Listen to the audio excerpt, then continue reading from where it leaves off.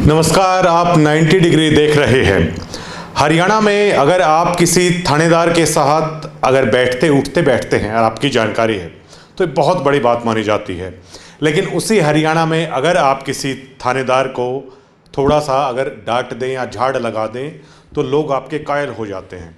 लेकिन अर्जुन चौटाला ने जो आज रोहतक में किया है वो डीसी और एसपी साहब को है, वो उन्होंने खूब है आज सुनाया है। तो ऐसे में क्यों ना अर्जुन चौटाला के पूरे हरियाणा में जिक्र हो, और आज ऐसा हो भी रहा है। देखिए, अब इसको लेकर लोग अलग अलग प्रतिक्रिया दे रहे हैं कि क्या अर्जुन चौटाला ने जिस भाषा शैली का इस्तेमाल किया वो सही था या गलत था। ये अलग से बहस का विषय हो सकता है। लेकिन अर्जुन चौटाला जिस गुस्से में नज़र आ रहे थे, जो गुस्सा वो अधिकारियों पर दिखा रहे थे, वो गुस्सा अर्जुन चौटाला का नहीं था। वो गुस्सा हरियाणा की उस आम जनता का था जो महंगाई, बेरोजगारी और ना जाने कभी क्राइम को लेकर, कभी अन्य चीज़ों को लेकर, कभी महिला अपराधों को लेकर, कभी बिजली में कटौती को लेकर, कभी अपनी फसल को बेचने को लेकर, कभी निष्पक्ष तरीके से अपने बच्चों की भविष्य यानी नौकरी को लेकर हमेशा पशुपेश में रहती है। ये गुस्सा हरियाणा की उस आम जनता की तरफ से था।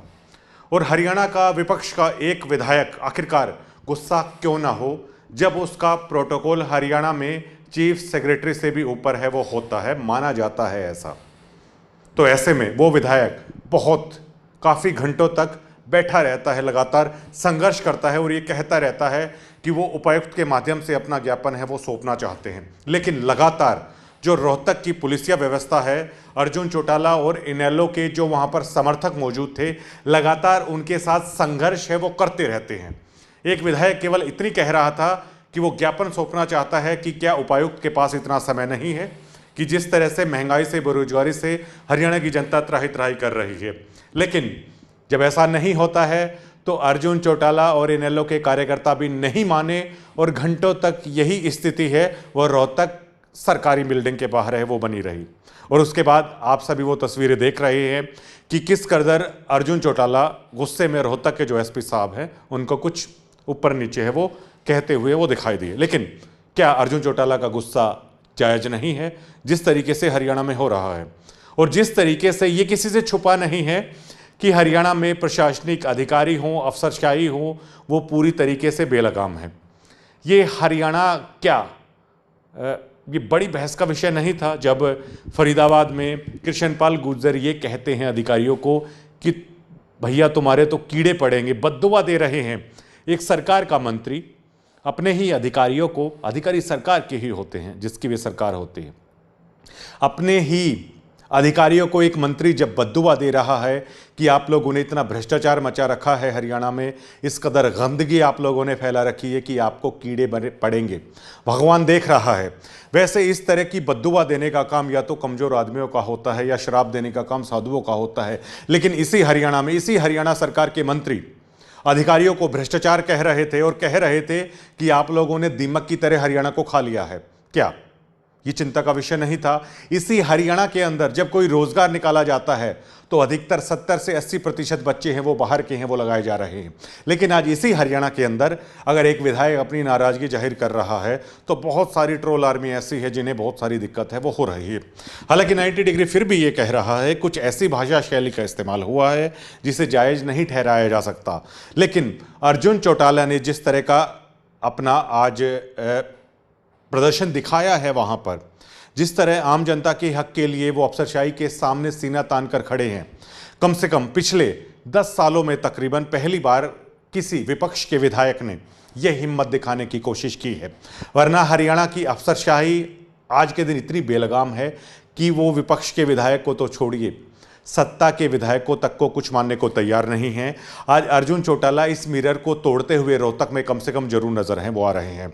और आज जिस किसी ने भी अर्जुन चौटाला का ये रूप देखा है, कहीं ना कहीं उन्होंने चौटाला साहब की उस वानगी को, उस विरासत को आगे बढ़ाने का काम किया है जिसे अभय सिंह चौटाला आगे बढ़ा रहे हैं। और आज अभय चौटाला के बाद है अर्जुन सिंह चौटाला है, उसे आगे बढ़ाते हुए नजर आ रहे हैं।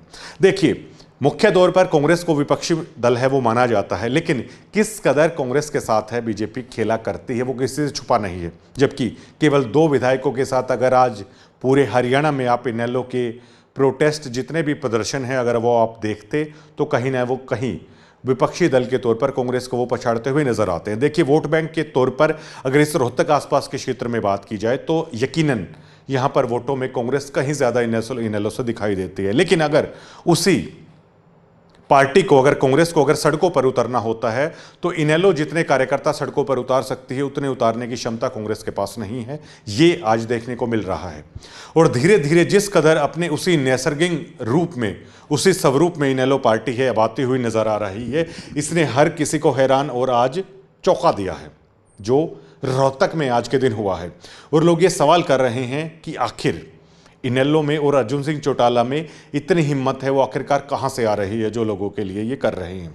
हम पिछले काफ़ी समय से कह रहे हैं कि इनेलो लगातार मुख्य विपक्षी दल की भूमिका में आते हुए नजर आ रही है, कांग्रेस को पछाड़ते हुए नजर आ रही है। और जो 2029 का चुनाव होने वाला है उसमें जिस तरीके से राज्यसभा चुनाव में हुआ है, कहीं ऐसा ना हो जाए कि बगैर इनेलो के ना कांग्रेस कुछ कर पाए और ना बगैर इनेलो के बीजेपी कुछ कर पाए। ऐसे भी समीकरण है, हो सकता है 2029 के चुनाव में है वो बन जाए। अब लोग अपने अपने के तरीके से इस घटना को देख रहे हैं, लेकिन हाँ, उसे बहुत सुकून मिल रहा है जब जिस कदर अफसरशाही पर जो अर्जुन सिंह चौटाला है वो हावी हो रहे हैं कि किस कदर आम आदमी जब दफ्तरों में उच्च अधिकारियों के पास जाता है और उसे बेहद निराशा हाथ लगती है, किस कदर जब वो दफ्तरों के अंदर सरकारी बाबुओं के पास, अधिकारियों के पास जाता है भ्रष्टाचार की शिकायत लेकर, तब भी उस पर कोई कार्रवाई नहीं होती है। हरियाणा के एक आम युवा अपने आप को ठगा हुआ महसूस करता है जब उसके हकों की नौकरी बाहर के प्रदेश के लोगों में बंदर बाट की तरह बांट दी जाती है। हरियाणा का किसान बेहद आहत होता है जो अपनी फसल तक को बेचने के लिए मंडियों में बेहद परेशानी का सामना करना पड़ता है।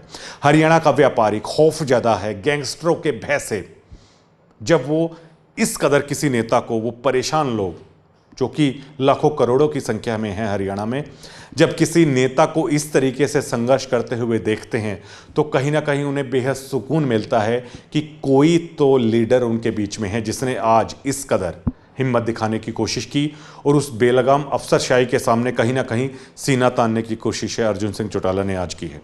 दोस्तों, आज अर्जुन सिंह चौटाला ने जिस तरीके से अफसरशाही के सामने संघर्ष किया है उसे आप किस कदर देख, जो भी आपका पॉइंट ऑफ व्यू है आप 90 डिग्री को कमेंट के माध्यम से है वो बता सकते हैं। लेकिन हमारा ये मानना है कि आज जो अर्जुन चौटाला ने किया है वो पूरे हरियाणा में आज सुर्खियाँ बटोर रहे हैं, पूरे हरियाणा में वो चर्चा का विषय है। और कहीं ना कहीं वही दृढ़ता जो अभय सिंह चौटाला में जिसकी बानकी नज़र आती है वही की वही अर्जुन सिंह चौटाला में नज़र आती है। एक बार दुबलधन में हमें याद है कि राज्यसभा चुनाव से पहले चौधरी अभय सिंह चौटाला के साथ 1-to-1 मेरा चल रहा था, तो मैंने अर्जुन चौटाला को लेकर कहा था कि शेर का बेटा भी शेर ही होता है। आज कहीं ना कहीं उस बात को अर्जुन सिंह चौटाला ने रोहतक में चरितार्थ किया है कि शेर का बेटा शेर ही होता है। शुक्रिया।